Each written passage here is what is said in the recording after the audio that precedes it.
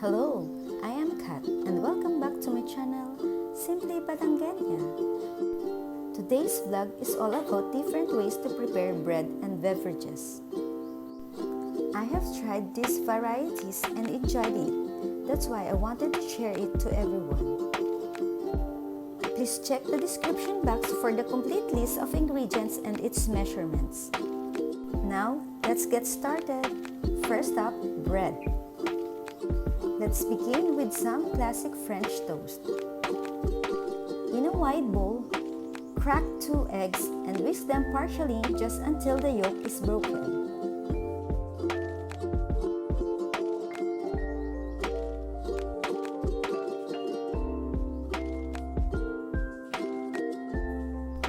Then add 1/4 cup of milk, 1 tablespoon of brown sugar, 1/4 teaspoon of cinnamon powder, and a dash of salt, and 1/4 teaspoon of vanilla extract. Mix well until all the ingredients are properly combined.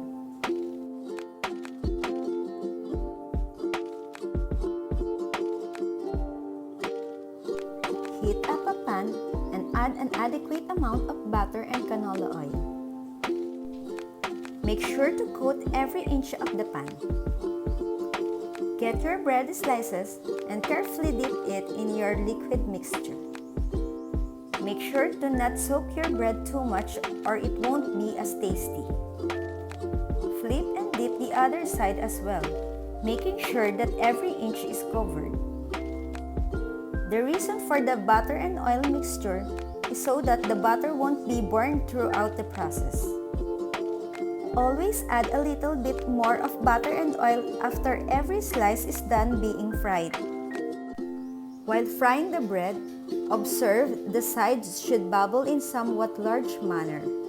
Once those bubbles simmer down to small size ones, flip and wait for the same thing to happen to the other side. Repeat the whole process to our bread. It is so easy and we can list it down to our breakfast menu.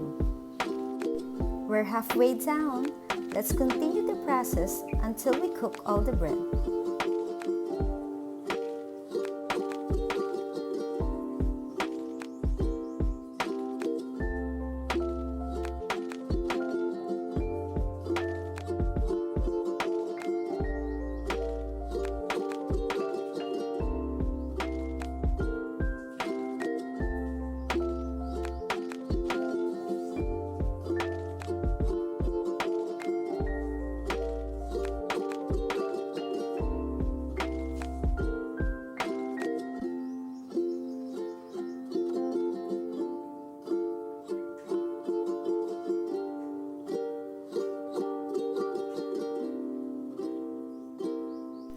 And we're done! You can eat it as it is or drizzle some honey or maple syrup for extra flavor. Also, you can side it with some eggs and ham just like we did.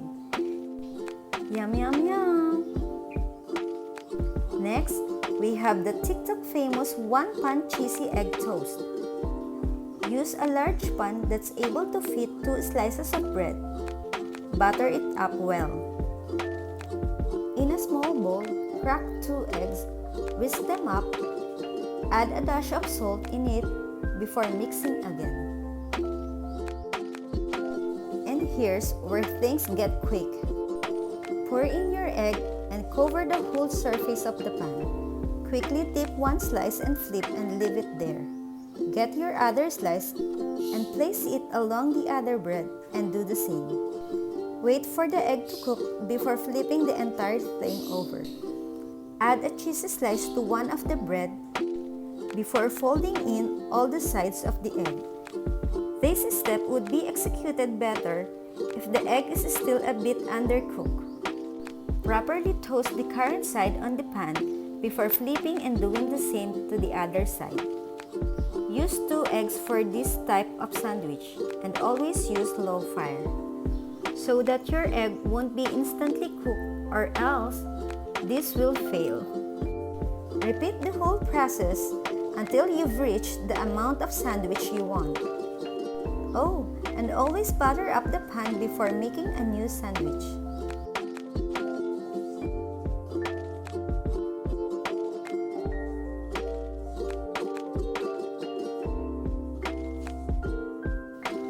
This is a perfect breakfast sandwich. Bread with egg and cheese, it is truly a beautifully golden and delicious perfect combination.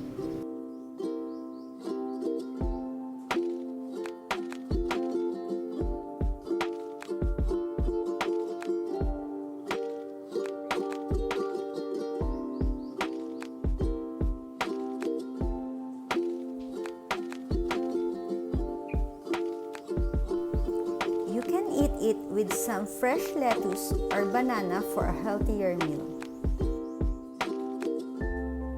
Moving on to a grilled ham and cheese sandwich. In a small pan, heat up a tablespoon of oil. Let's fry some sliced ham for our sandwich.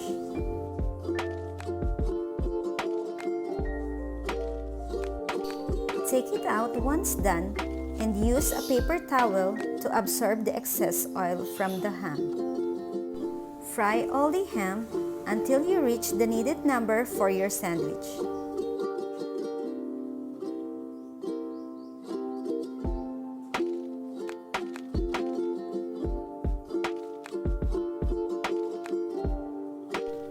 When done, clean your pan with a paper towel before moving on. Melt some butter in it. Place in your bread and add the ham on top. Also add 1 sliced cheese on top of the ham.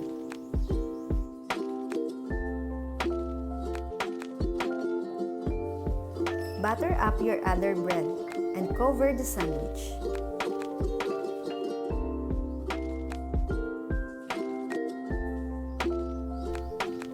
Flip and toast until golden brown or however you like it.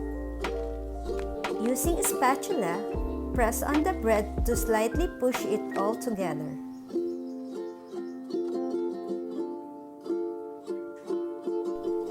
Repeat the whole process. I made for 2 servings. That's enough for me and for my daughter to share.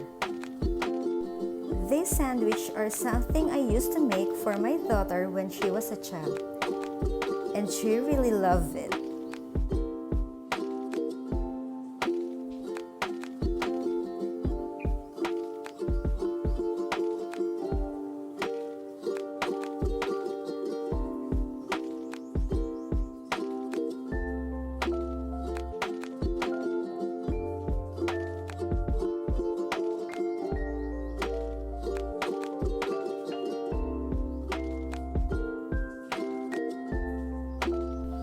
This time, we ate this sandwich with some spicy noodles.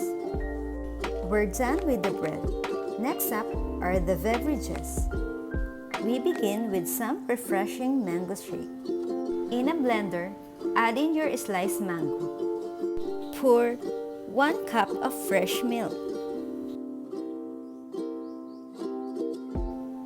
Then 1 cup of cube ice. Blend in.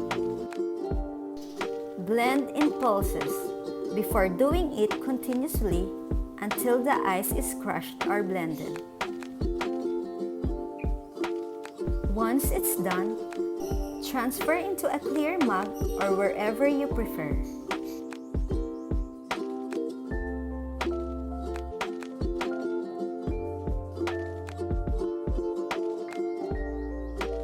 This recipe made almost 2 mugs of mango shake. It is sweet and refreshing. I ate it with some sandwich and granola bars. Now, let's make the famous Dalgona coffee. Put 2 tablespoons of granulated black coffee,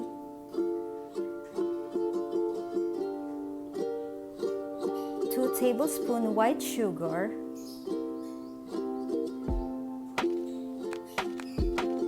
and 2 tablespoons of hot water into our mixing bowl.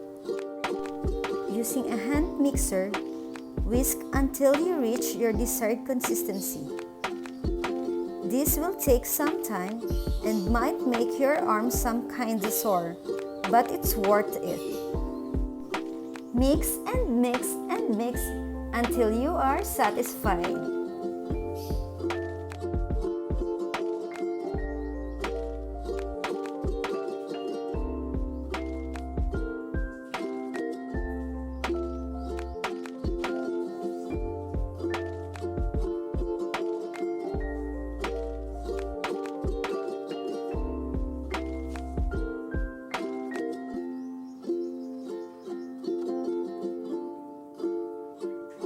In a glass, add some ice cubes and fresh milk. Don't fill it to the top.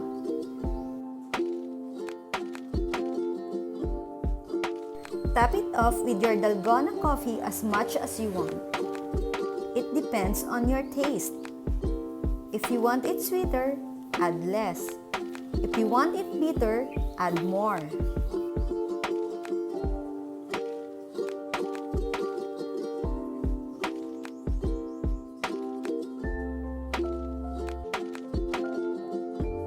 It is a beautiful masterpiece that proves to be delicious and beautiful at the same time. I paired it up with some sushi for breakfast. Chocolate banana smoothie is up next. For this, we will use a large frozen banana. Add it to your blender, followed by half cup chocolate milk. Then, a tablespoon of cocoa powder. Cover it and blend until it's smooth. As easy as that. It is both delicious and healthy. It's a breakfast smoothie worth trying for.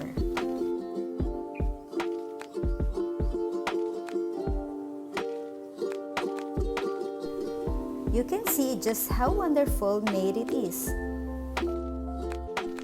I transferred it to my favorite mug. You can really taste the banana and chocolate in it. It blends perfectly. And one flavor didn't overpower the other. I ate some hot dog sandwich to go along with it. Our last beverages is my favorite iced coffee vanilla.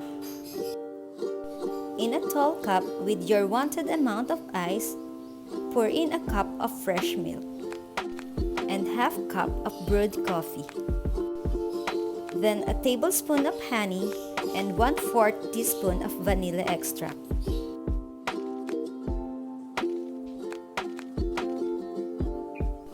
Stir it well with a spoon until everything is properly combined.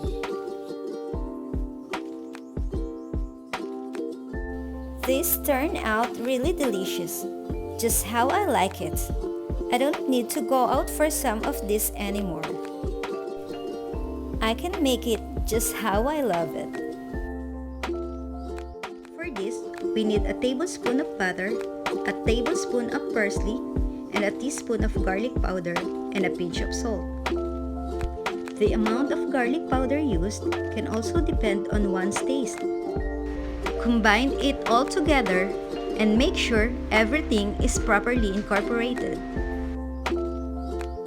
Get your bread and spread a generous amount on one side.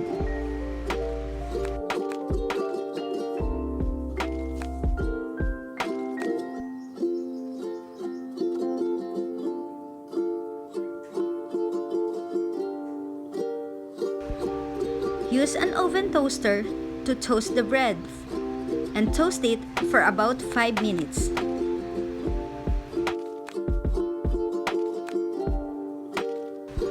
Once toasting is done, remove the bread and transfer it to the serving plate and put the other bread.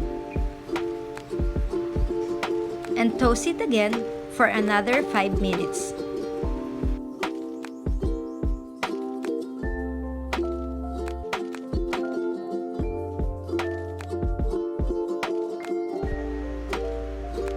Take it out.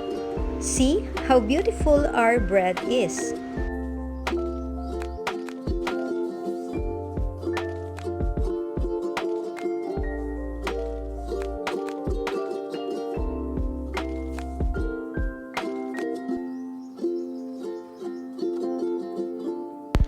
Slice it diagonally. The crunch sounds wonderful and it smells heavenly. I smell the inviting aroma of the garlic.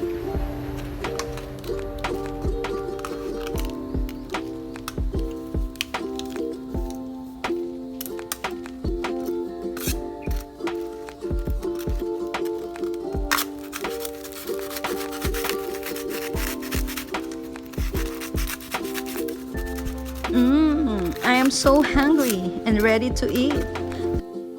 That's all for today. Thank you for watching. Craving satisfied.